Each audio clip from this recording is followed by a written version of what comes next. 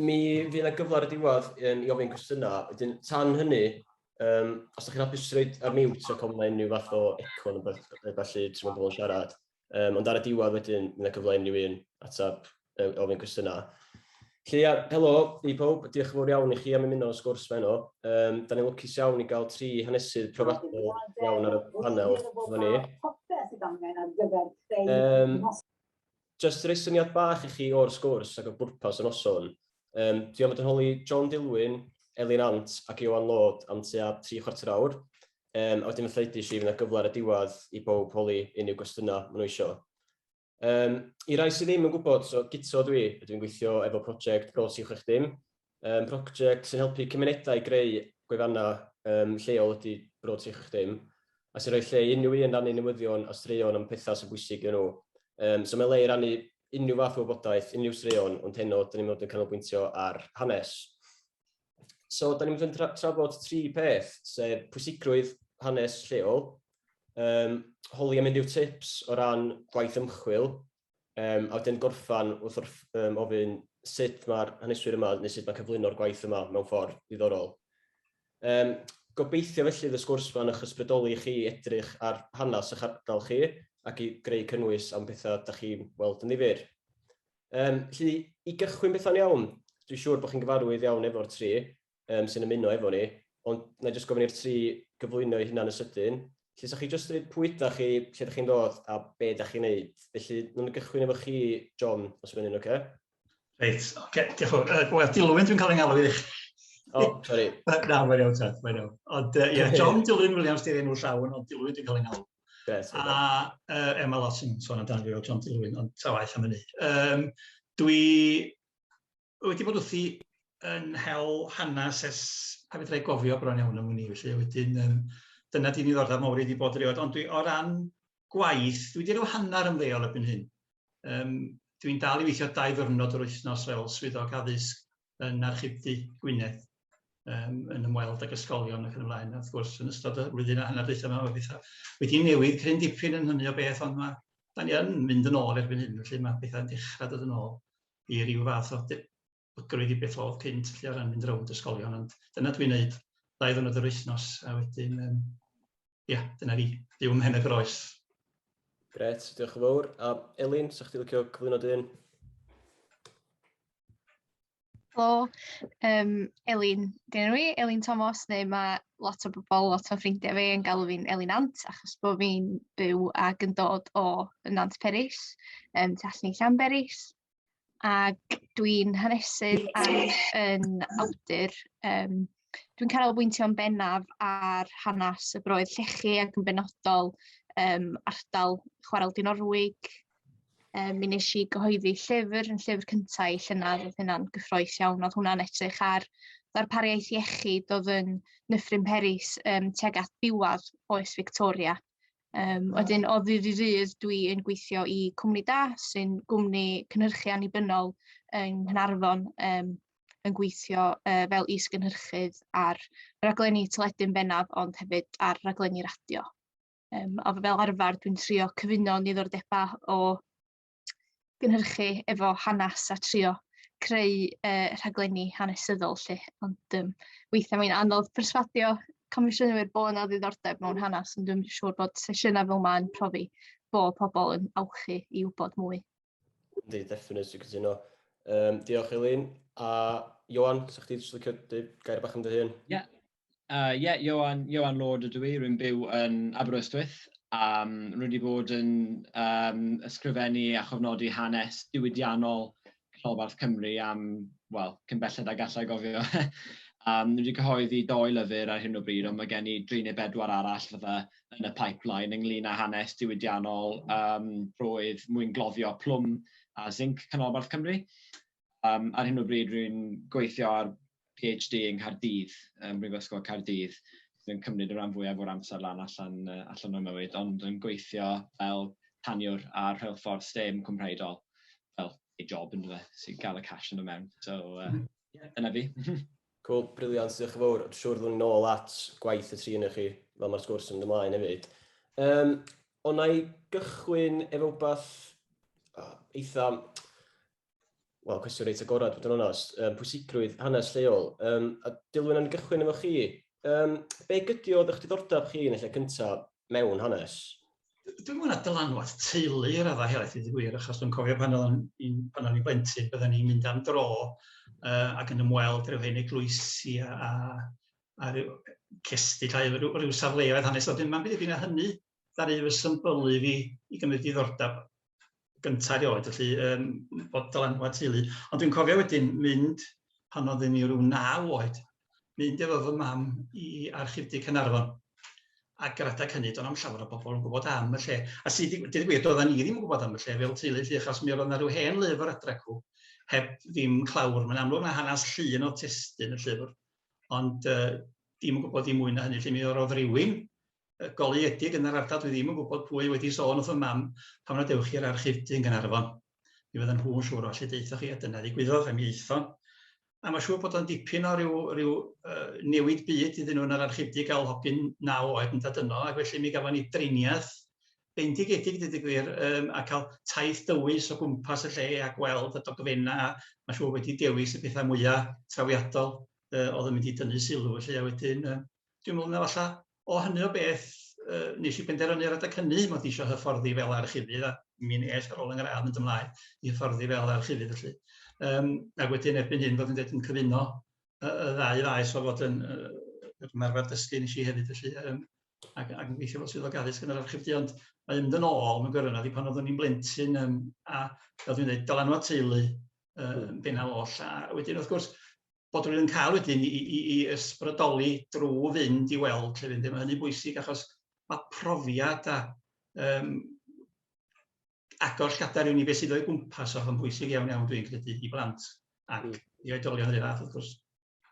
Oeddech chi sôn am mynd am dro yn eich ardal leol, ac dyna sydd wedi codi eich diddordeb chi yn y lle cyntaf. So, yn amlwg, mae hanes lleol yn bwysig iawn i chi, lle ydych chi'n gweld pwysigrwydd hanes lleol? Ydy.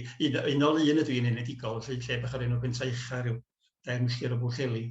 A dwi'n cofio hefyd yn ysgol, wel, dwi ddigon hen i fod yn ddisgybl yn ysgol ramadeg Pwllheli ar adag hynny cyn sôn am ysgol Glan y Môr. Ond yn y dechrau felly roedd hi beth bynnag blwyddyn 1 neu blwyddyn 2 o bosib Bethan Ogwen Rhys Jones hi oedd ar athrawes hanes, a mi ddari hi reid tasg i ni fel prosiect adra felly, i wneud astudiaeth hanes lleol, hanes yr ardal. A dwi'n cofio mi roedd yna berson, a mae hwn yn cysylltu efo ardal Elin, i ddweud y gwir, achos mi roedd person llanor ar y bryd yn frodor o Lanberis, ac oedd o'n ddyn blaenllaw iawn efo tîm pêl-droed Lanberis, y parchedig Herbert Thomas. A mi roedd o yn berson plwy hen deip, achos yma bobl capel oedden ni, yn mynd i'r capel yn mynd reicha, mi roedd o'n ystyried ei hun yn berson i'r plwyf cyfa fel lle, ni gyd yn plwyfolion iddo fo. A beth bynnag, mi roedd yna fo mewn amlwg diddordeb mewn hanes, a wedyn dwi'n cofio mynd ato fo a cael lot o wybodaeth a chael deunydd, yn arbennig i mi ar gyfer gwneud y teithawd hwnnw. A wedyn, dwi'n di ganmol fy hun, mi ges i 19 plus allan o 20. Dwi'n dal i fethu gwybod lle gollis i'r hanner marc hwnnw. Ond da, hynny di, pobl fel Herbert Thomas a theulu a bob math o beth, hynny di, mae dylanwad pobl yn gallu ysbrydoli dros unrhyw beth.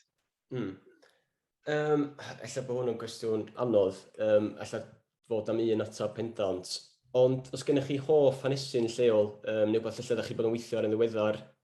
Wel, mae gymaint o bethau dros y blynyddoedd.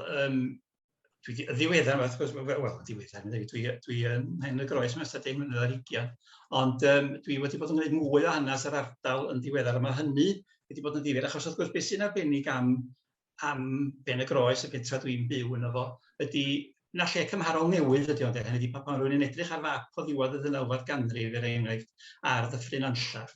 Dim ond un pentra sy'n yna, sef Llanllyfni, y pentra y plwyf, felly lle rhaid eglwys y plwyf. A wedyn mae bob dim arall wedi datblygu yn ystod y 200 mlynedd dwytha i bob pwrpas. Ac felly mae rhywun yn gallu mynd ar y trywydd hwnnw. Mae hynny wedi bod yn bleser mawr gen i'n ystod yr blynyddoedd dwytha. Ond dwi'n cofio wedyn pan oeddwn ni'n yn gymharol ifanc, dydy gwir, yn holi pobl yn yr ardal. Mrs Jones Pandy oedd hi Oedd ei thad ti oedd y panwr ola, a dwi'n siŵr na di'r rhai fwy o bobl ddim yn gwybod beth ydy panwr.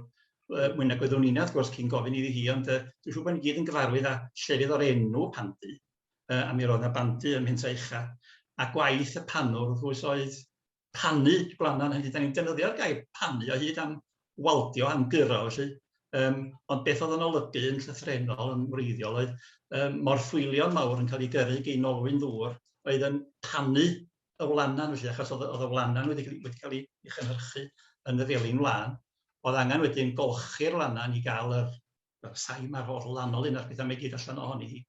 A wedyn dwi'n chofio hi, dau beth sy'n glynu yn y cod, dwi'n cofio hi'n sôn, nad oedd nhw fel plant i hi adra, felly ddim yn ymwybodol o'r twrw dyrnu yma, nes oedd yna rhywbeth mynd yn groes, beth nhw'n alw yn pandy curo coed, achos wrth gwrs mi roedd y morthwylion fawr yma i fod i daro yr wlanan yn yr gymysgfa o ddŵr a deunydd golchi.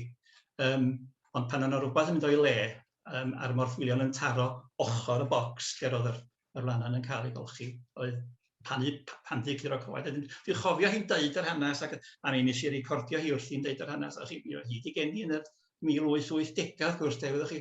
Felly mae hynny yn o'i hun erbyn heddiw yn synnu rhywun i feddwl bod rhywun yn cofio rhywun oedd ei wreiddiau yn nofn yn oes Victoria. Ond peth arall lidodd hi a rhywbeth sydd yn dal, fe'n deud y stori bach yma, byddai mewn ysgolion weithiau heddiw yma, ys bydd yr achlysur yn codi. Pan oedden nhw yn defnyddio, o'n i'n sôn am olchi'r wlanan, un peth arbennig oedd cael ei gasglu o gwmpas tai, oedd rhywbeth oedd yn cynnwys amonia, achos oedd angen yr amonia i dorri'r saim wrth olchi'r wlanan. Ac un peth oedd yn cynnwys amonia, wrth gwrs, oedd cynnwys y pot golch. Rwan ta, dwi'n sbio na chdi gyda ti'r ifanc i bod beth i pot golch, dwi'n siŵr. Ond pot golch ydi enw arall ar pot PP. A'r rheswm oedd yn cael ei alw'n pot golch, oedd bod nhw'n defnyddio cynnwys y pot hwnnw wedyn i olchi'r wlanan. Mi roedd y panwr yn mynd o gwmpas tai yr ardal, a efo casgan fawr yn hel cynnwys y pot PP mwyn defnyddio'r amonia i olchi'r wlanan. Dyma rhyw bethau bach felly jyst yn glymu yn y coll, ond mae bob math o bethau dros y blynyddoedd sydd wedi mynd am ryd i chi. Gret, sy'n iawn, diolch. Ddwy'n ôl at chi mewn dipyn, ond Elin, ddwy at chdi fan. So, edrych ar dy waith di ac ar y gyfrol Mae Lle'n Iach, yn amlwg fod hanes lleol yn beth pwysig i chdi.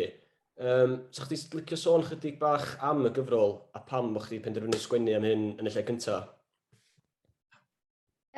So, mae'r gyfrol yn seiliedig ar nhreithawd ymchwil i nes i ar gyfer yng nghwrs meistr i nes i gwblhau yn 2019. Ac dwi'n meddwl yn debyg iawn i be oedd Dilwyn yn dweud, pam da chi'n byw mewn ardal sydd mor ddifyr yn hanesyddol a mae olion yr hanes yn bob man, mae'n anodd peidio cael dyrefeddu gyn yr hanes. Os dwi'n meddwl amdan Dyffryn Peris, mae gen ti'r amlwg chwarel Dinorwig, ond hefyd gen ti Castell Dolbadan, ac i fi sbyty'r chwarel, ac mae unrhyw fath o hanes byw lle ti'n gallu mynd mewn i adeilad a teimlo bod chdi'n troi y cloc yn ôl mewn amgueddfeydd di'n rhyfeddu erioed. A dwi'n cofio mynd i'r amgueddfa lechi i weld y tai bron haul pan o'n i tua 6 oed. Ac methu coelio bod nhw wedi gallu ail-greu y gorffennol lle, ac o'n i'n cael yr union run teimlad a hynna pan o'n i'n mynd i ysbyty chwarel Dinorwig, sy'n un o'r amgueddfeydd gorau, dwi'n meddwl, yng Nghymru. Ac dwi'n meddwl yr ha cyn i fi fynd nôl i wneud yn ngradd meistr, nes i biciad i ysbyty chwarel efo cydweithiwr i fi oedd yn gweithio yn yr hostel yn Pen Pas.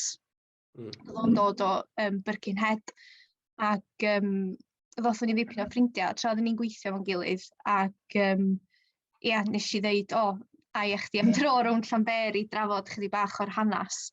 Ac adeg yna wedyn nath hynna blannu'r hadyn i isio wneud ymchwil ar iechyd, achos dwi'n meddwl mae iechyd yn cynnig gymaint fel hanesydd lle.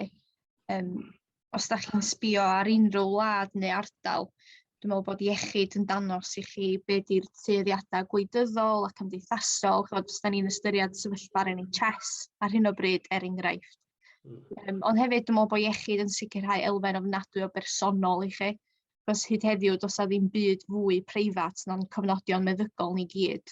A dwi'n meddwl bod na rhyw gyswllt arbennig iawn efo'r gorffennol pan da chi'n darllen cofnodion meddygol ac yn dysgu be oedd y triniaethau neu be oedd yn poeni pobl. Wedyn, dyna cyfuno'r personol a hanes y diwydiant oedd nath ddenu niddordeb i, dwi'n meddwl, ac eisiau gwneud mwy o ymchwil ar y peth. Be ti'n sôn am fan'na, ella mae'n swnio'n rhywbeth eitha ni, eisiau rhywbeth eitha penodol, ond ti'n meddwl wrth drafod hanes mae'r fanwl hynny, os yna gyfseuon allu di gymryd allan i'r byd yn ehangach math o beth? Dwi wastad yn meddwl mae hanes lleol yn bwysig achos yn arbennig yng nghyd-destun Cymru, mae gennych chi gymaint o ardaloedd amrywiol o'r ardaloedd diwydiannol i'r gwledig, bod dydy edrych ar hanes Cymru weithiau ddim yn gwneud synnwyr achos mi fysa profiad cymuned forwrol yn Llŷn o'r 4edd ganrif ar 15 yn hollol wahanol i Merthyr Tudfil neu Abertawe neu Llandudno. Wedyn, mewn ffordd ti angen craffu ar yr ardaloedd yma mwyn creu clwtwaith o hanes Cymru, a wedyn ti'n gallu defnyddio heina i gymharu ardaloedd wedyn. Mae yna lot enghraifft o safbwynt hanes iechyd wedi cael ei ysgrifennu amdan y cymoedd ac ardaloedd global. A mae heina yn amlwg yn rhannu'r un profiadau a cymunedau diwydiannol yr diwydiant llechi, enghraifft. Ond mae eisiau craffu ar ardaloedd fel bod ni'n gallu edrych beth sy'n debyg ac wrth gwrs beth sy'n wahanol ac cydnabod y gwahaniaethau mewn profiadau pobl o gyfnodau gwahanol a ddim peintio hanes Cymru fo un brwsh. A dwi'n meddwl dyna pam bod yn bwysig edrych ar bethau ac ardaloedd llai. Cool, briliant, diolch. Ioan, fe mlaen at chdi, Ioan. Sa chdi eisiau licio reid, ti wedi sôn yn sydyn gyna, ond jyst syniad bach fwy manwl o beth ti'n neud, efallai di sy'n gwneud o'r cash i mewn? Be, gyda ar y tren? Ie, neu hefyd, beth ti'n neud jyst o ran dy waith y gyffredinol hefyd, lle fy hanes? So, be rwy'n trio wneud yw creu, mai fy mhrif ddiddordeb yw ymchwilio i hanner coll Canolbarth Cymru, fel oedd Elin yn dweud, mae'r holl ardaloedd bach yma, os rwy'n ddim yn eistedd lawr ac yn sortio allan rhai o'r ardaloedd yma, maen nhw'n tueddu cael ei anghofio gyda'r amser. A dyna fath o beth sydd wedi digwydd i Gogledd Ceredigion, gyda diwydiant mwyn copor a zinc yn y patchin yma.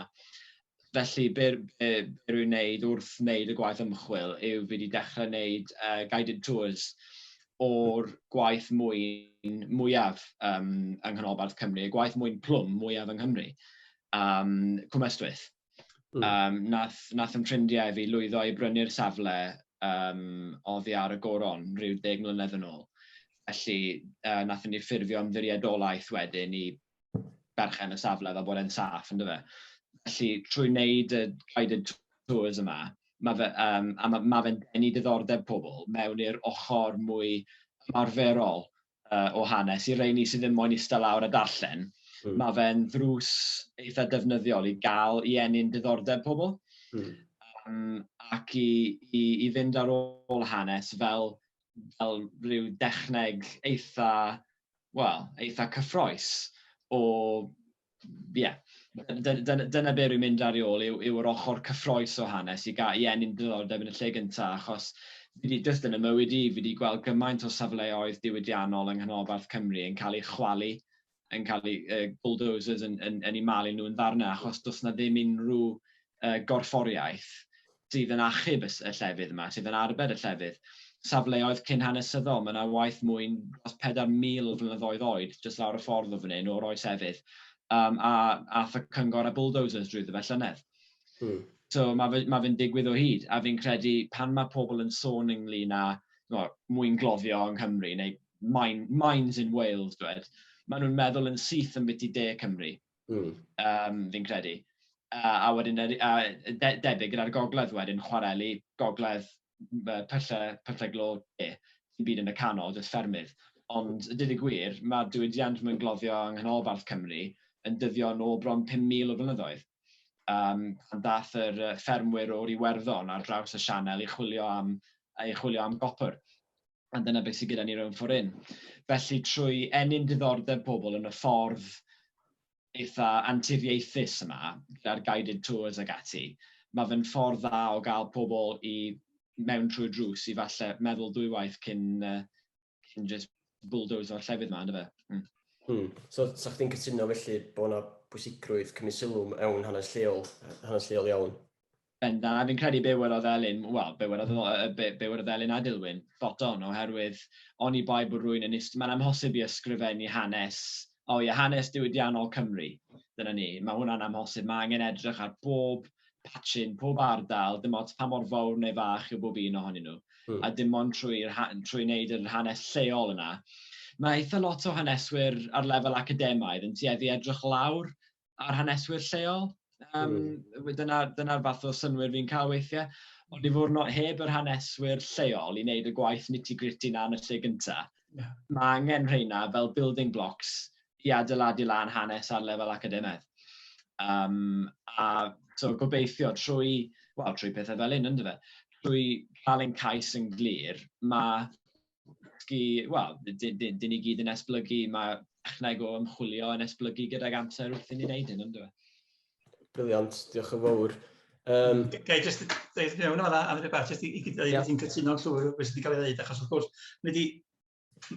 clytswaith ydy'r cwbl lot yn dweud, fel ydych chi wedi dweud, mae rhaid hel y cwbl y ti ddim yn fath o ryw gwilt, mewn ffordd yn dydy clytswaith ydy hanes mewn yn gyfuniad o'r holl agweddau lleol yma, sydd yn bwysig ac oni bai bod yr hanes lleol yna'n cael ei gasglu, bydda rwy'n ddim yn gallu cyffredinoli wedyn ac yn nodi beth ydy hanes wlad fel taith, achos mae rwy'n yn gorfod cychwyn wrth i draed. Chi fatha'r hogyn yn cael ei hel i glirio cerig o'r cae. Mae'r cae yn llawn cerig, ond yn ôl at y ffarmwr yn gofyn lle ddechreuau wrth y draed yn wasi. A dyna'r ateb wrth gwrs yn dweud chi, dyna da ni wedi gwneud cychwyn wrth yn traed, a gweithio allan efo chi, a dim ond fod da ni'n creu wedyn darlun o'r cyfanwaith yn Ffyndraw. Adeiladu lan cam wrth gam, bendant, rhoi pethau i gyd-destun, a dyna sut dyn ni'n, bendant, Briliant, diolch. Dwi'n meddwl bod ni allan ni gytuno lle fod hanes lleol yn rhywbeth pwysig iawn. Ond ei symud ymlaen rwan, oedd i wrth hynny, jyst fwy at illa chydig o dips o ran sut ydych chi'n mynd ati i wneud eich gwaith ac i ymchwilio felly.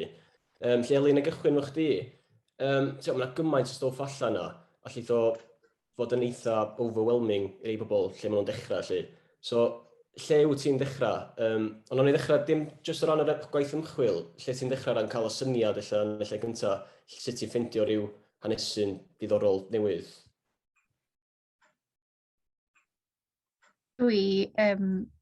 Fi ydi number one fan gwefan papura newydd ar-lein y llyfrgell genedlaethol. A dwi wirioneddol yn treulio oriau yn darllen hen erthyglau ac yn trio dod o hyd i bytiau ar ei fath efo'r y Welsh Journals, yr fersiwn ar gyfer y cylchgrona. Ac ella sa rhywun yn dweud bod yng ngwaith i yn rhy ddibynnol ar bapurau newydd weithiau, ond os da chi'n edrych ar hanes broedd llechi, mae yna gyfoeth o straeon am bobl unigol a gweithgareddau cymunedol yn y papurau newydd. Un peth o'n i'n trio o'r esgyn efo yng ngwaith ymchwilio ar hanes iechyd yn oes Victoria.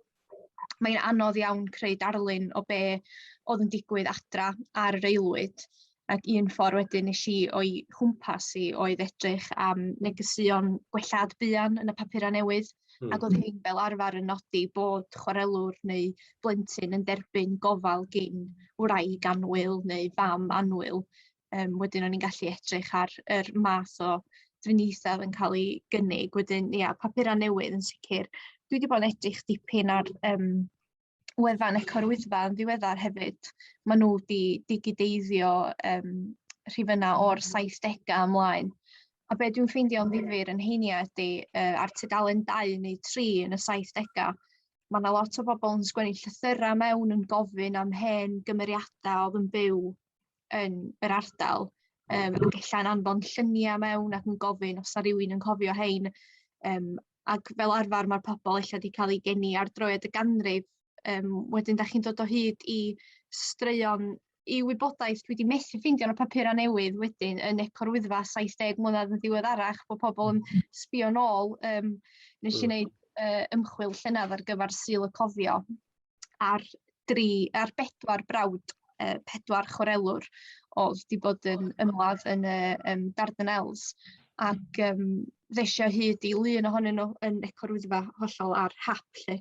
Wedyn, papura newydd di'n go-to fi bob tro. Da chi gorau cydnabod weithiau bod na ella tuedd ar ran y gohebydd, da chi gorau bod yn ofalus o ran ella beth i papura cydwadol neu papura fwy radical, bod angen ystyried hynna lle.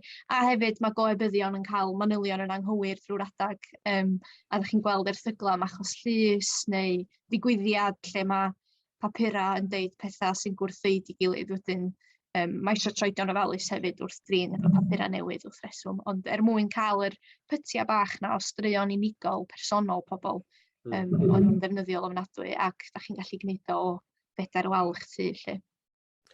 Nes i sôn o fanna am Syl y Cofio. Ydy hynna'n rhywbeth ti'n gwneud weithiau, ti'n sbio ryw ddyddiad penodol a mynd ar ôl ryw hanes sy'n ymwneud efo'r dyddiad yna, a ella sy'n hynna'n tip i rywun sydd ar goll, yn gweld lle i ddechrau, sbio ryw ddyddiad yma? Ynddi, mae hynna'n help ofnadwy. Ers mis Ebrill, leni, dwi wedi bod yn sgwennu erthyglau i BBC Cymru Fyw hefyd.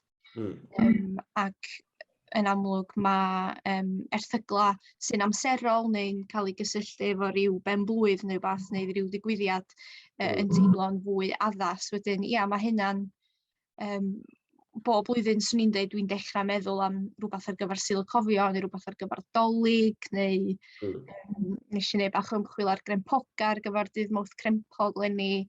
Rhywbeth, os di o'n yn calendar ni, mae o wedi bod yn calendar y gorffennol hefyd. Dwi'n mae'n hawdd ella, neu mae'n haws pa ryw ddyddiad neu ryw blwg neu rhywbeth felly, ond dechrau leni o'n i'n gwneud chydig o waith ar bwdin plwm, gafodd i ddosbarthu ym Bethesda ag y streic fawr gan nghwmni o Swydd Efrog nath nhw yrru o tunelli o plum pudding i Bethesda fel rhodd lle. Ac oedd bob cyfeiriad at yr digwyddiad mewn llyfrau hanes yn cyfeirio at y pwdin fel pwdin Dolig. Felly fi si'n edrych yn y papura newydd yn mis Rhagfyr a Ionawr ar gyfer ryw bwdin oedd wedi cyrraedd Bethesda, ond mae'n debyg na yn mis Chwefror nath o gyradd, a na pwdin Dolig oedd o ran be oedd o ddim wedi cyrraedd adeg Dolig. Wedyn weithiau dyddiadau ddim yn helpu chdi ddod o hyd i hanes chwaith, mae angen chwilota bach mwy. Dwi'n gweith y ffitio newn weithiau. Na. Ioan, wyt ti'n gweithio mewn ffordd tebyg? Ba broses ti'n mynd trwyddi, os gen ti tips i'r rhywun sy'n gwrando heno? Wel, fel arfer, gyda fi, cefais i'n ysbrydoli'n gynnar iawn ynglyn â'r maes yma. Yn bennaf, oherwydd bod neb arall wedi edrych yn y fe, mewn manylder o blaen, mwyn gloddio plwm yng nghanolbarth Cymru. A'r prif reswm dros hynny, oedd fi'n credu, oedd Dilwyn yn gynharach yn debyg iawn. O'n i'n rownd yr ardal gyda'n had ers o'n ifanc i gerdded, ynddo fe. Ac o'n i'n gweld yr holl olion yma dros y lle i gyd, ond pam nag oedd neb yn gwybod yn biti nhw. Oedd ddim unrhyw lyfrau fel y cyfryw. Felly, be ddechreuais i wneud oedd casglu cwpl o lyfrau oedd wedi cael eu ysgrifennu, jyst fydda guidebooks bach o'n o'r 70au neu'r 80au, Old Metal Mines in Mid-Wales neu rhywbeth. A dechreuais i adeiladu lan y fatha archif yma. A dros y blynyddoedd, gan bod ond dim sylw yn cael ei roi i'r hanes yma yn yr ardal i llwyddo i gasglu eitha lot o hen stwff archif oedd pobl yn twlu mas yn llythrenol. A enghraifft oedd yna di gwag lan lôn o fan hyn, a cafodd hwnna i werthu rhyw cwpl o Birmingham neu 10 mlynedd yn ôl, ond oedd neb di byw na ers y 60au. A pan brynon nhw'r tŷ yma, nath nhw cnoco o'r drws yn hi a dweud, mae yna tynelli o hen stwff yn fan hyn, wyt ti moyn am beth i'r mwynfeidd. A nath nhw pentwr anferth o hen lythyron o stwff o'r 1870au, 1880au, ar bwrdd y gegin. Ac ymysg y stwff ma, oedd y registers I gyd, oedd yr account books, oedd y ledgers, oedd pob peth yma. Llythyron o deulu y mwynwyr yma, oedd wedi mudo allan I Pennsylvania, I weithio yn y gweithfeydd aer mas yn Pennsylvania. Felly mae'r unydd wedi fatha yn ffeindio I tipyn o'r adeg.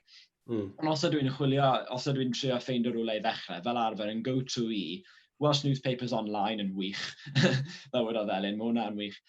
Ond be rwy hefyd yn defnyddio yw mapiau. Dwi'n ddim mapiau'n aml iawn. Casgliad y Werin Cymru yn wefan da iawn ar gyfer mapiau, achos gan amlan, a'i ffeindio cyfeiriadau yn y Mining Journal neu pethau felly at ryw weithfeydd mwyn bach trwy yng Cymru, sneb byth di clywed yn byti. A drwy edrych ar yr hen fapiau, delio gyda hen fapiau, OS neu hyd yn oed mapiau'r cwmnïau mwyn gloddio, rwy'n ail-greu y map ma o ganolbarth Cymru fel bys fe wedi bod o'i ganrif yn ôl. A wedyn mynd allan na i'r maes a ffeindio'r llefydd. A dyna'r ochr anturiaethus wedyn yw ffeindio'r llefydd yma, palu nhw ar agor, a bod y cyntaf I fynd mewn I rhai o'r hen weithfeydd mwyn yma ers i'r mwynwyr adael yn y 1850au. Felly mae fe fel cerdded mewn i'r time capsules yma, lle mae'r holl tools dal mewn na, a mae olion traed y mwynwyr dal yn y mwd ar y llawr, achos does neb di sefyll na ers i'r bobl yma adael, a mae fe jyst yn anhygoel, mae fe'n hollol anhygoel. A fi'n credu trwy gyfuno hwnna, yr ochr Indiana Jones, da'r ochr archifol, a'r ochr ymchwil, mae hwnna'n dod ar ddoi fyd at ei gilydd mewn ffordd sydd falle'n ysgogi bobl I ddechrau wneud I peth I hunain. Yna chi'n byw, lle chi'n byw neu be bynnag, bydd yna rhywbeth na. Ac os ydych chi'n mynd ar ei ole, byddwch chi'n gallu datblygu rhywbeth digon posib does neb di wneud o'r blaen. Ac yn eitha yma bydd y deunydd yn eich ffeindio chi. Cool. Mae'n ddiddorol iawn. Ti sôn yma, yn amlwg am sôn ffeindio lot o bethau newydd, pethau di bobl wedi gyfro blaen illa.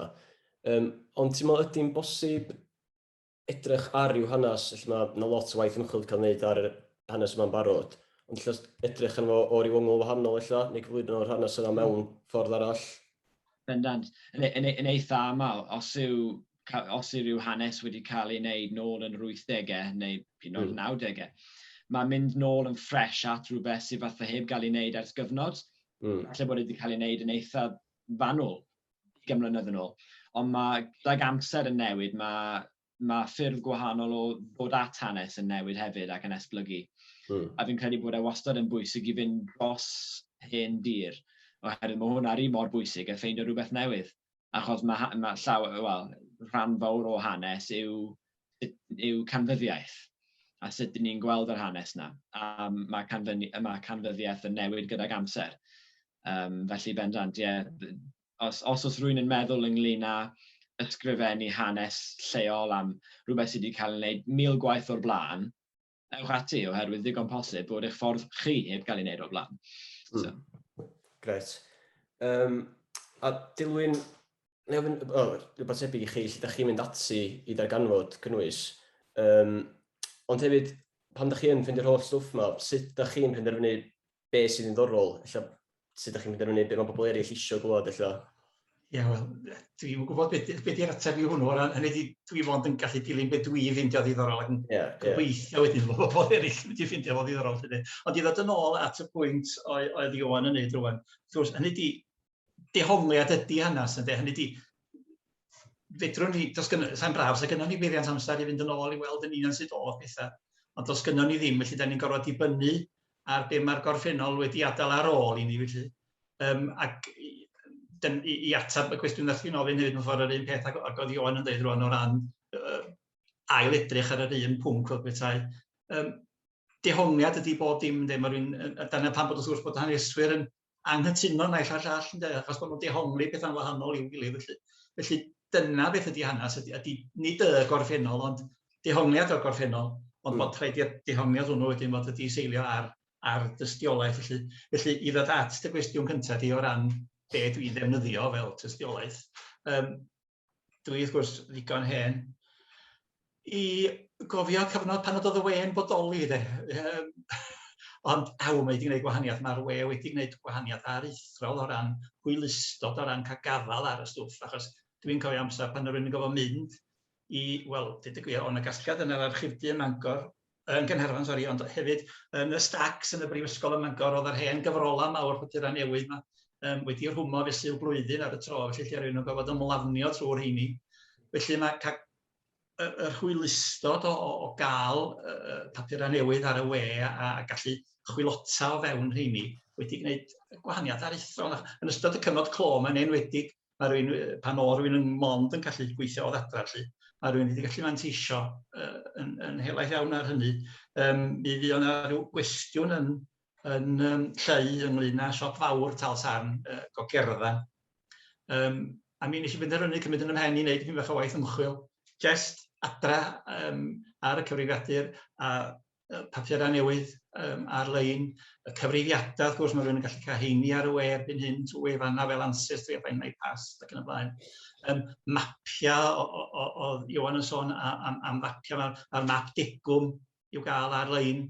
Y map digwm, wrth gwrs, yn dangos perchnogaeth tir ar gyfnod penodol tua 1840, neu 1840 ydy dyddiad bron pob un o'r mapiau digwm, lle maen nhw'n amrifio rei o'n nhw. Ond yn y cyfnod hwnnw, mi gafwyd y map. A beth sydd yn taro rhywun, wrth gwrs, ydy mae prif bwrpas paratoi y mapiau digwm a'r rhestrau yn mynd efo nhw. Oedd mwyn penderfynu faint o ddegwm, faint o dreth, faint o dal oedd yn wedi cael ei godi ar bob cae fel digwm mwyn cynnal yr eglwys. Ac erbyn heddiw, hwnnw di'r peth lleiad diddorol os liciwch chi. Dim faint o ddigwm oedd yn cael ei godi sy'n bwysig i ni heddiw, ond bod yr map yn dangos pwy oedd perchenog y tir, pwy oedd yn dal y tir, be oedd y defnydd yn cael ei wneud ohono fo. Ac wrth gwrs, beth sydd falle yn ardal drefol erbyn heddiw, yn ddim byd o'n cria agorad adag y map digwm yn 1840, felly mae'r holl bethau yna sydd i'w cael ar y we erbyn heddiw yma wedi gwneud byd o wahaniaeth o ran gwybodaeth. A gwefan arall sy'n ddiddorol iawn o ran mapia ydy Llyfrgell Genedlaethol yr Alban. Mae ganddyn nhw y mapia OS yn does i gyd, mae heini, mae honno'n wefan hynod o arbennig, felly mae rhywun yn gallu cael bob math o bethau. Ond fel dwi'n dweud, sy'n cofio cyfnod cyn y we, wrth gwrs, mae yn bwysig bod ni yn cofio am casgliadau sydd mewn archifdau.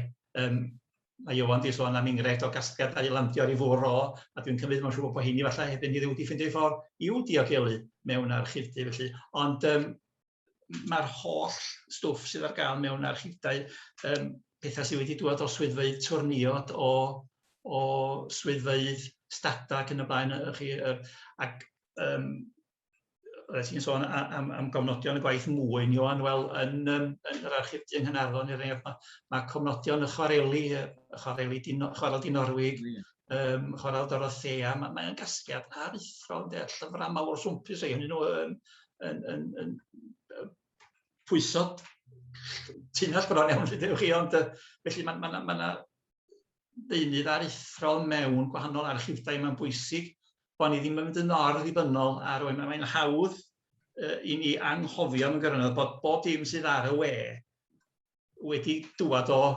gasgliad go iawn yn rwla, dydy, chi, a wedyn mewn ffordd, mae'n bwysig bod ni yn cofio defnyddio yr archifdau hefyd, felly, ac manteisio ar y cyfoeth sydd ganddyn nhw.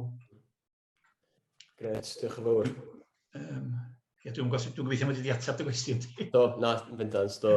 Ydych chi'n rhoi llwyth o tips o'n lle i ffindio gwybodaeth a syniadau newydd. So dwi'n cael holi'r trin i chi wan, jyst ella sut ydych chi'n rati gyflwyno'r hanes yma, ella mewn ffordd ddiddorol. Ioan, nes i sôn bod chdi ti'n licio mynd i lefydd a dangos llefydd i bobl. Dyna di'r ffordd ti'n meddwl, neu ti'n mwynhau mwyaf o ran cyflwyno hanes? Wel, tair modd, sa'n gwybod pa'n, rwy'n tueddu defnyddio. Un ohonyn nhw yw mynd â bobl o dan ddeiar ar y tours, ynddo fe. Fi'n dewis un o'r 3 modd yma gan ddibynnu ar y bobl, achos bydd trwy'r amser bydd un o'r 3 yma'n gweithio. Naill ai mynd â bobl i'r llefydd eu hunain, neu trwy gyhoeddi llyfrau. A gyda'n llyfrau, fi'n neud yn siŵr bod llawer iawn o luniau ynddyn nhw, oherwydd mae pobl yn offi lluniau. Yn enwedig pan yn eitha aml, os yw rhywun yn prynu'r llyfr oherwydd bod yna lot o luniau cool o hen artefact o dan ddaear mewn na, byddwn nhw'n darllen y testyn hanesyddol hefyd. A wedyn y trydydd yw teledu. Pethau fel rhaglen Cynefin, bob math o bethau, mae yna gannoedd o raglenni gwahanol wrth gwrs. Ond dyna'r 3 echneg rwy'n geddi defnyddio mwyaf, oherwydd barfe, bydd un o'r 3 yna yn gweithio. I fi, y rhan pwysica yw newid y consensus o hanes fel peth diflas, bydd hen bobl yn offi, i rhywbeth cyffroes, dyn ni gyd yn rhan ohono, ac i gael pobl mewn iddo fe, enwedig pobl ifanc oedran ni, mewn iddo fe. Felly, trwy fynd ar y guided tours, bydd grŵp o bristied o Birmingham yn dod i Ganolbarth Cymru, bydden nhw'n dod am biti'r guided tours, bydden nhw'n cael diddordeb yn hynny. So wedyn, ni'n gallu adeiladu lan, wel, mae yna lyfrau ar gael, allwch chi brynu llyfrau i ddysgu mwy am biti'r hanes yma. A mae'n mynd un cam ar ôl y llall. Felly fi'n credu, mae wastad rhyw rhan o bobl lle bydd na ddiddordeb, fi'n credu, hyd yn oed os dyn nhw ddim yn deud eu hunain. A'r dechneg yw tapio'r diddordeb na, a i gael mwy o bobl mewn i pa mor gyffroes yw'r holl broses. A ti sôn fan'na am bobl illa Birmingham yn dod, a mynd dod ar y guided tours illa. Ti'n gorfod addasu y hanes ar gyfer bobl sy'n dod o ardaloedd eraill? Sut ti'n neud ella'r hanes yna'n ddorol ar gyfer nhw? Wel, sy'n ni dweud gwir, fel arfer, mae fe gwmwys yr un peth, achos sy'n ni'n deud bod 50% o'r bobl sy'n byw yn ardal Aberystwyth, gan nhw ddim clem bod y diwydiant mwyn gloddio yma wedi digwydd. Felly, yn eitha, pan o'n i yn yr ysgol, ond nhw ddim yn dysgu unrhyw beth yn mynd i hanes lleol i ni o gwbl. I gyd oeddwn ni'n neud oedd yr Almaen Natsiaidd am 7 mlynedd a dim byd arall. So fi'n credu bod hanner y broblem yw curriculum addysg, yn enwedig pan mae'n dod at hanes. Ond fi'n ffeindio bod bobl lleol, falle bydd y trips yn fwy diddorol gyda nhw, achos falle byddwn nhw'n gweud, wel, oedd yn hen dad ci yn gweithio mewn gwaith mwyn rhywle rownd fan hyn. Ac yn eitha aml, fi wedi cael hynna'n digwydd, a fi wedi llwyddo trwy lwc i droi rownd at nhw, gweud, wel, os dyma ei enw fe, mae gen i'r unydd yma arno fe, a maen nhw, right, okay, so ti'n gallu, a mae pob un o'r trips fel arfer, maen nhw'n bersonol iawn. Chi'n canta one-on-one i nhw fel arfer, neu ili bach, ynddo fe. Chi'n dod i nabod nhw. Ac yn eitha yma, mae lot o bobl yn tueddu dod nôl pob blwyddyn atai eisiau gweld rhyw patchyn bach gwahanol o'r gwaith mwy neu rhywbeth. Felly mae fe neis i fi allu gweld pobl eraill yn cymryd diddordeb mewn be rwy'n hoffi, oherwydd llai ysgrifennu yn llen y ddaear, mor hir a fi moyn, ond y pwynt yw i gael pobl eraill i hoffi fe fyd. Briliant, diolch. Da ni wedi sôn chydig bach am addasu yn fan'na. Dilwyn, da chi'n amlwg di arfer cyflwyno ar gyfer ymrywiaeth o gynulleidfaoedd plant ysgol neu cymdeithasau hanes a falle. Ydy'n bwysig meddwl am y gynulleidfa pan da chi'n creu gynnwys, da chi'n gorau addasu wrth i chi fynd ymlaen? Yndi, mae rhywun, ond mae'r pwynt neithwyd bod yr elfen weledol yn bwysig i bob oed ydy dy gwir. Hynny ydi, pa fyddai'n mynd allan i siarad boed o'i ysgol neu i gymdeithas oedolion gyda nos, felly cyflwyno'r pwynt fi gyn i fel arfer, achos dwi'n credu bod, wel, un peth mae'n helpu, rwy'n gofio bod mae'n eisiau dweud nesaf hefyd i ddweud gwir, achos mae rwy'n gallu dilyn y lluniau. Ond mae gweld pethau, dwi'n meddwl, yn help. A wedyn, wrth gwrs, dyna lle mae pethau fel teithio tywys hefyd yn help yn hynny o beth, bod rwy'n yn gallu mynd allan a sylwi. Dyna, o'n i wedi'n bwriadu sôn am hyn gyda pan nes di ofyn am pa ffynonella felly o'n i ddim yn ddyddio. Pa fyddai'n mynd at dosbarth ysgol, byddai'n sôn efo nhw am lond llaw hanes, sef 5 gwahanol ffordd o gasglu gwybodaeth. A mae 4 ohonyn nhw yn bethau fyddwch chi ddod i mewn i'r dosbarth, sef atgofion pobl, fyddwch chi ddod â phobl i mewn i siarad, yr lluniau o bob math o delweddau, yr mapia bob dim gweledol, y deunydd ysgrifenedig, da ni wedi bod yn crybwyll yn barod, yr artiffacta, sonwyd amdanyn nhw, yn y mwynfeydd ac yn y blaen, mewn pob maes wrth gwrs, yr arteffacta. Ond y pumad ydy y pethau sy'n dal allan de. Fedrwch chi ddim dŵad â tai na golion i mewn i'r dosbarth, mae'r rhaid mynd â plant allan atyn nhw, a mae'n wir am oedolion hefyd. Hynny ydi, mae'n bwysig bod ni, a mae yna deithiau tywys wedi bod yn ddiweddar yma yn y ffrynanlla i weld safleoedd, a mae hynny'n beth bwysig, dwi'n meddwl, bod rhywun yn dod i nabod i ardal ei hun a gweld beth sy'n gyn yr ardal honno i'w gynnig, a fel oedd Ioan cyfeirio yna, mae'n syndod cynlleiad mae pobl wedi gael mewn ysgolion o ran gwybodaeth am ei hardal ei hunan, felly mae hi'n bwysig bod hynny'n digwydd.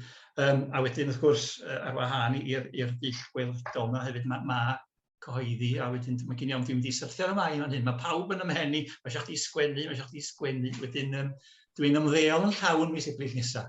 Dwi'n gyda gobaith lle di gwneud fwy o amser i wneud fwy o hynny. Ond na, mae'n bwysig bod, achos mae eisiau gadael i bobl wybod yn does, beth sy'n yna o'n cwmpas ni felly. Oes, ie, gred. Diolch. A Elin, da ni'n sôn am addasu ar gyfer y gynulleidfa. Ti'n meddwl bod ti'n bwysig meddwl weithiau o ran yr hanesu ei hun, bod yna ffyrdd well o gyflwyno un math o hanes i math arall o hanes? Dwi'n meddwl, y peth pwysica dwi'n deimlo ydy gwneud yn siŵr bod o'n hanes personol.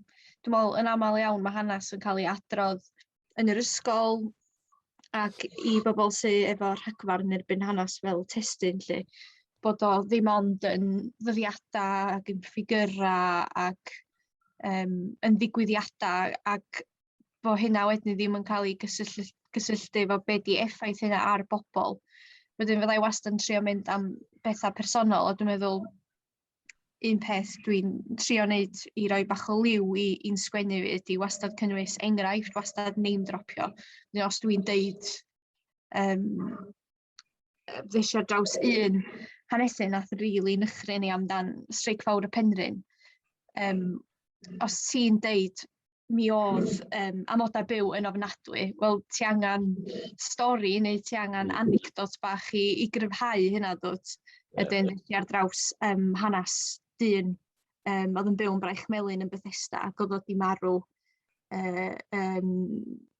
hanner cant yn ystod y streic lle, ac oedd ei gymdogion o gyd yn meddwl bod o di llwgu lle, na dyna sut oedd wedi marw, ac bod o'na gwes di bod yn Bethesda ac o'na weld bai mowr ar yr awdurdodau ac ar gymorth y plwy am beidio helpu pobl. Wedyn mae'r stori bach yna'n crisialu pa mor anodd oedd bywyd yn ystod y streic, a dwi'n meddwl bod hynna'n adrodd ac yn cael effaith llawer cryfach ar bobl yn ytrach na jyst deud mi oedd pobl yn llwgu.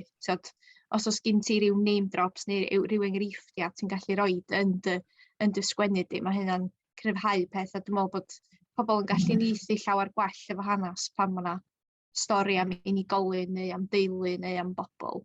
Dyna be fyddai wastad yn trio wneud. Ie, na, dwi'n cytuno, os oes rhyw stori i fynd efo'r hanes, os da dweud yn mwy personol, a ti'n gallu neithu illa efo'r hanes yna wedyn. Ie, achos hynna sôn am rwy'n di marw ddech chi, ond mae'n helpu ddod o beth y ddiw ydy.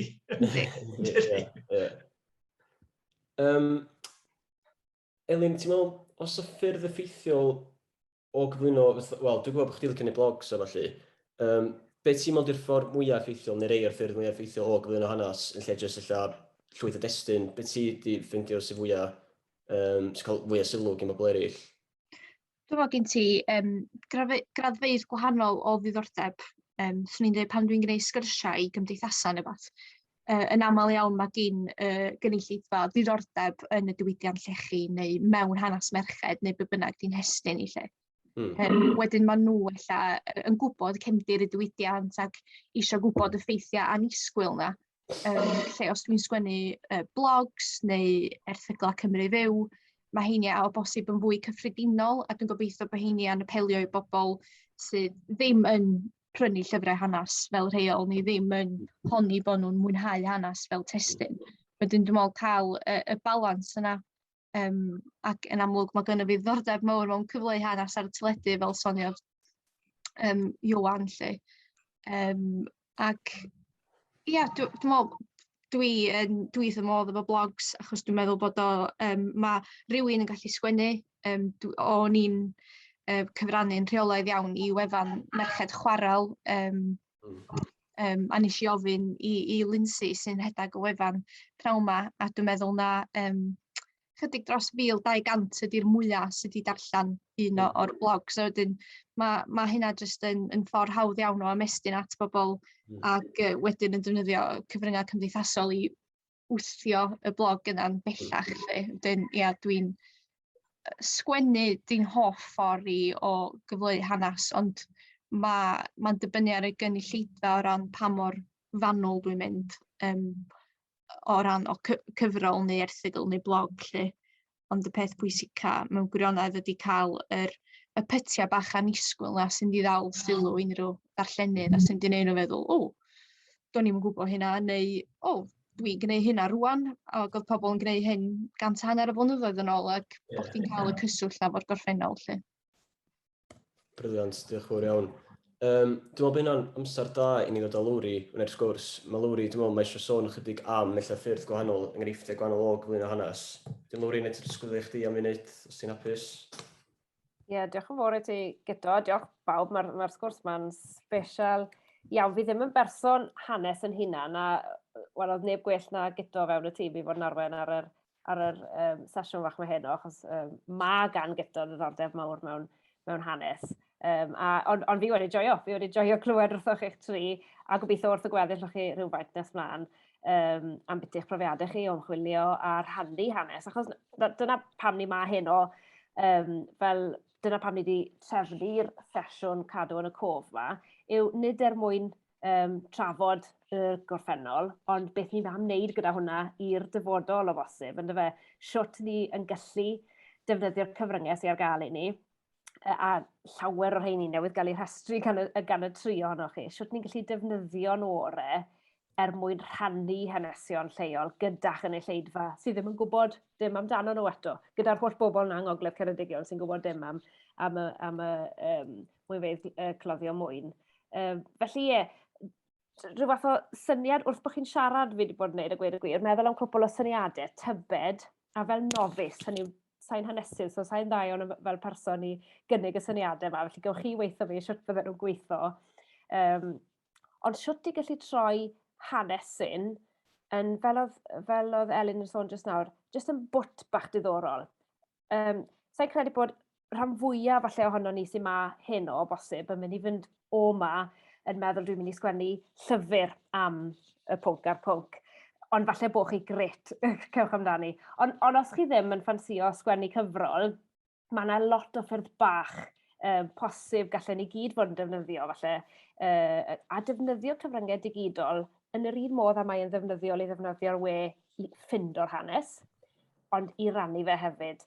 A dyna beth ni eisiau gweld yn digwydd mwy ar y gwefannau bro a gweud y gwir. Mae Elin yn esiampl perffaith o rwy'n sydd wedi cyfrannu at Bro Wyddfa Trechwechdym gyda rhai pytiau arbennig iawn o hanesion. Sa'n siŵr yw Aled al mae Aled Morgan Hughes hefyd yn llynedd yn ystod Covid wedi cyfrannu sawl stori dda am hanes milwr 200 mlynedd bron union yn ôl. Nath milwr o Aberystwyth nath farw o ffliw Sbaen a'r cymareithau gyda Covid wrth gwrs adeg hynny. Felly, na i rannu sgrin yn rili sydyn, a jyst mynd â chi gwmpas cwpl o syniadau fi wedi meddwl amdano wrth bod chi'n siarad am mathau o gyfryngau lle allan ni gyd falle mynd adre a meddwl na i greu'r peth bach ma ar gyfer yr hanesyn bach ma, ond fi moyn holi chi i gyfrannu syniadau hefyd. Felly sa'n gwybod, ydych chi'n gallu gweld hwnna'n iawn? Ydych chi, gret. Felly, jyst trwy cwpl o'r syniadau yma, mae'r post-it notes da fi ar gyfer creu mwy os da chi, ond pethau sydd wedi cael ei trafod yn barod, mapiau, ynddo fe, falle cymharu mapiau hanesyddol yn erbyn mapiau heddi. A mae'n teision hwnna, wel, mae mapiau'n weledol, a mae'n gosod ni yn y lleoliad. Mae'n rhoi ni'n perthyn i'r stori yn syth. Felly mae rhoni llunio fapiau yn ffordd effeithiol. Nath gwbl o'ch chi sôn gyda am beth i creu cyflwyniadau i fudiadau i cymdeithas hanes lleol ac ati. Beth, os oes da bobl ma o gymdeithasau hanes lleol, beth am recordo'r person na'n rhoi y sgwrs i chi? Boed yn sgwrs Zoom fel hyn, neu gobeithio, rhyw ben, sgwrs mewn stafell. falle bod na rai pobl, falle eriod wedi bod i'r Cymdeithas Hanes nhw o'r blaen, a bach yn shei i fynd tro cynta, ond mae da nhw ddiddordeb, at sydd da ni clip sain o gyflwyniad rhywun, a bod hwnnw ddifur wedi cael ei rannu, falle ar y wefan fro neu ar gyfryngau eraill, falle bydde hwnna ddigon i ddenu rhywun mewn. Felly mae hwnna'n clipiau sain o recordio cyflwyniadau. Atgofion, oedd hwn yn rhywbeth nath Dilwyn sôn am fel un o'r 5 peth yn rhywbeth beth sydd gyda ni sydd ni'n casglu'r hanes. Mae llwyth am hwn i o atgofion pobl hŷn, ond dim o reidrwydd pobl hen, ond yn enwedig y bobl hŷn ac yn bod yn mynd i golli. Tybed, o'n i'n siarad wrth osdwathau yn rhywun o Fangor, oedd yn mynd at i mam yng nghyfraith sydd mewn cartre, ond sydd â chof da o'r gorffennol, gweitha bod ei ddim cof da o'r byrdymor, a mae'n recordo hanes beth atgofion hi o Fangor, fel clip sain ar y ffôn. Felly mae hwnna'n rhywbeth difyr iawn ar gyfer blynydde sydd i ddod, fi'n siŵr. Ond i chi nabod rhywun sydd â atgofion, wel, beth am fynd i recordo am beth clip. Byddwch chi ddim yn dyfaru cael y cofnod. Darlithodd fideo arbennig gan Dilwyn ar hanes sychu dyffrynanlle. Wnaethon ni ryddhau ar dyffrynanlle Trechuechdy. Mae'n glansio ar wefan cwbl o flynyddoedd yn ôl. Just PowerPoint a troslais, mae'n weledol, a chi'n clywed llais Dilwyn yn rhannu'r ffotos ar artefactau ac ati mewn ffordd storiol iawn. Felly rhyw 8 munud o beth yw ond oedd e'n effeithiol i ddangos hanes sychu dyffrynanlle. Hen ffotos, bydde dim jyst i'r rhannu nhw, ond bydde digydeiddio nhw falle yn gofnod da ar gyfer rhannu ar wefannau bro ac ati hefyd. Fel hyd yn oed, dim jyst i rannu falle stori, ond falle bod chi'n gwybod beth yw enw pawb ond un person mewn rhyw hen lun, tybed os rhywun arall mas na yn gallu llawn o'r bwlch. Felly bod hwnna'n rhywbeth arall ni'n defnyddio'r we i wneud i gasglu rhywfaint o wybodaeth yn ogystal â'r rhannu ge. Un o'r gyto sydd wedi paso hwn mlaen i fi o flaen llaw, sef bod i Elin wedi rhannu un stori ar hanesyddol ar sail yr yseitiau oedd yn cael ei ddefnyddio yn y cyfnod hynny. Felly chi'n gallu bod yn eitha creadigol a defnyddio'r synhwyrau i annog pobl i ddod mewn i'r stori. Felly does dim rhaid jyst meddwl am effeithiau'r enwau a'r lleoliad ac ati. Weithiau mae ffordd o gwmpas felly falle mae rhannu rhywbeth nish fel la bydde'n tanio dychymyg pobl. A mae yna ddigwyddiadau dathlu ymlaen. Mae wedi bod yn dyffrynanlle yn ddiweddar yn Bryn Llydiar, sy'n credu bod fi, ond felly mae yna wahanol ffyrdd o ddod â hwnna'n digwyddiadau dathlu yn fyw yn ddigidol i bobl oedd methu bod yna a cofnod i'r dyfodol fel fideos, vox pops o bobl sydd yna a teimladau nhw am beth bynnag yw'r dathliad. Listicles, y rhestrau, 5 peth, 6 peth difyr am y person hyn a hyn, y dyddiad hyn, y lleoliad mae pobl yn joio jyst darllen pytiau bach byr. A falle rhywbeth tebyg i heddiw mewn hanes. Felly math yna o syniadau sydd jyst wedi dod i'r meddwl wrth bod chi'n siarad gan fwyaf. Os y'r 3 ohonoch chi, falle, cyn bod fi'n bwrw nôl i gyto ar gyfer gorffen, os y'r 3 ohonoch chi, rhywbeth byddech chi'n licio ychwanegu hwnna sydd tyma bach yn wahanol o ran cyfrwng neu teip o stori, lle pobl unrhyw un i rhannu ar gyfryngau fel gwefannau bro. Mae gen i un eitha anisgwyl, ond o'n i'n meddwl, nes i jyst feddwl am ti fe pan o'ch chi'n sôn am wedi recordio cyflwyniadau ag ati. YouTube, mae hyn yn bizar, o'n i ddim yn disgwyl o gwbl, ond so mae gen i sianel YouTube lle dyn ni'n recordio ni mynd o dan ddaear, etc. Ond mae hwnna'n gyfrwng anhygoel o effeithlon o gael dordeb mewn hanes, oherwydd dyn ni wedi newid nawr mae yna lot o sianeli YouTube allan yna, maen nhw'n eitha naff ynglyn â just mynd lawr tyllen y ddaear, potholing hynna. Ond be mae'n ffrindiau i'n neud gyda'n channel ni yw creu pob un o'r teithiau o dan ddaear yma mewn i ryw fath o wers hanesyddol, lle dyn ni'n sôn am beth dyn ni'n gweld a dyn ni'n dangos yr arteffactau dyn ni'n ffeindio a sut dyn ni'n archwilio'r llefydd yma mewn ffyrdd fel bod ni'n dangos parch tuag at popeth dyn ni'n gweld. A just o fewn blwyddyn, dyn ni wedi cael bron 25,000 o subscribers ar draws y byd. So mae gyda ni ffordd o gael canolbarth Cymru allan, fi'n credu bod 3/4 o'n subs ni yn Awstralia a Zeland Newydd. Felly mae fe'n ffordd anhygoel o gael dordeb patchyn bach, reit allan i 4 ban y byd. A mae fe'n gyffroes hefyd, oherwydd dyn ni'n gallu cael, dyn ni'n gallu siarad. Mae gyda ni rhyw fath o ffordd gyfrwng i siarad gyda pobl yn wahanol lefydd y byd. A mae clywed oddi wrthyn nhw, maen nhw'n gallu gadael comments ag ati. A maen nhw'n gadael comments ynglyn â hanesion yn eu patchyn enw, a maen nhw'n eitha debyg. Felly fi'n credu bod e ddim yn amlwg iawn, pan ych chi'n meddwl am wedi fe, mae YouTube, mae fe'n gweithio. A mae fe'n eitha hwyl i weld pa mor dda mae hwnna wedi tyfu jyst o fewn blwyddyn.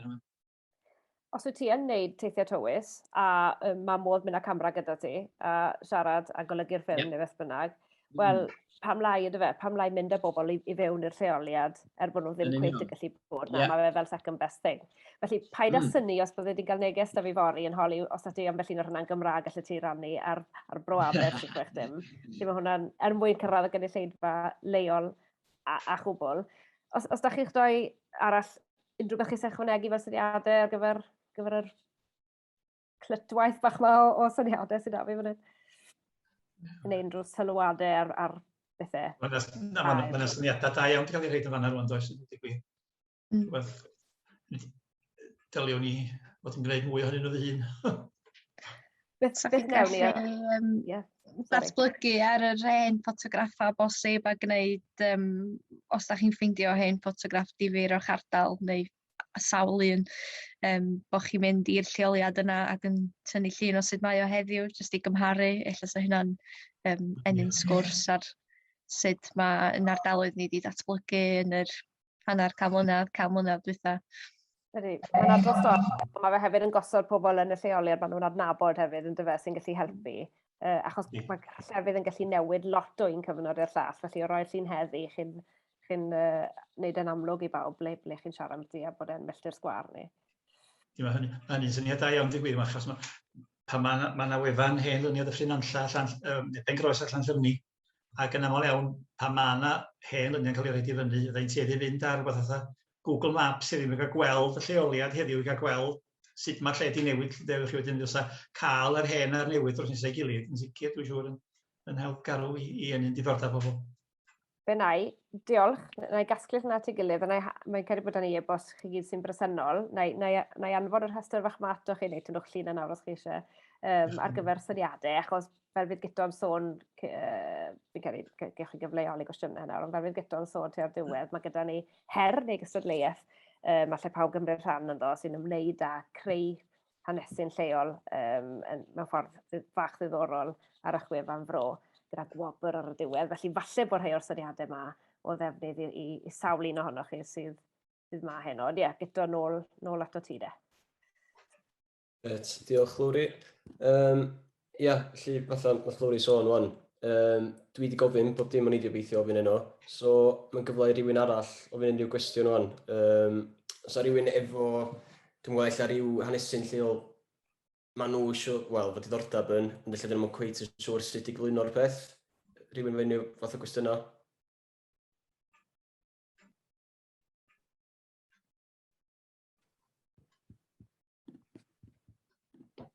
Neu rywun eisiau jyst holi rhywbeth yn gyffredinol fel arall? Os mae'n enw gwestiynau, ydych chi'n teimlo'n gyfforddus yn siarad, mae'n croeso chi flaen yn y chat hefyd. Ie.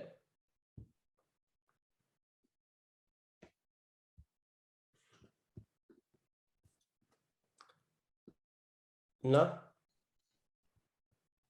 Wel, na'r adeiliad i chi feddwl am gwestiwn, neu sôn am y gystadleuaeth yna, gystadleuaeth neu challenge, nath Lwri sôn am y sydyn yma. Be da ni'n obeithio wneud ydy trio cael pobl i greu rhyw fath o ddarn hanesyddol, edrych ar unrhyw fath o destun hanesyddol yn ystod mis Tachwedd, a wedyn fydd yna wobr i yr un mwyaf poblogaidd, neu yr un sy'n cael, yr un mwyaf poblogaidd yn siarad yna sy'n benderfynu. Felly, cerwch ati i feddwl am rhywbeth hanesu'n lleol, mae chi greu cynnwys.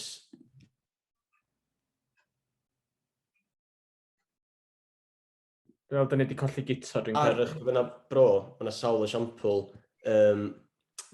o straeon sydd wedi cael eu creu'n barod.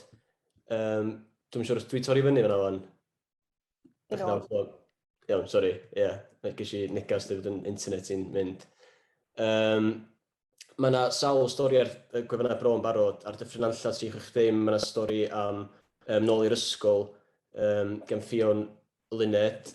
Mae yna drigolion Llanybydder yn hel atgofion am dro i Lyn Llygad Reidiol. Mae John Dilwyn wedi creu fideo hanes cynllun sychu dyffryn anlla. Mae yna sawl darn hanesyddol, so os da chi eisiau esiamplau, cerwch yn ôl ar y gwefannau bro i cael golwg. Os yna unrhyw gwestiwn wedi codi tra ni siarad fyna, rhywun eisiau gofyn rhywbeth wrth y panel? Mae'r rheili yn yr enw, dwi'n Nghymru ddim yn gweithio ar hwn, a pan bych chi ddim yn cael yng ngweld i heno. Ond un o'r peth, wel gyntaf, diolch yn fawr i chi am yr holl syniadau.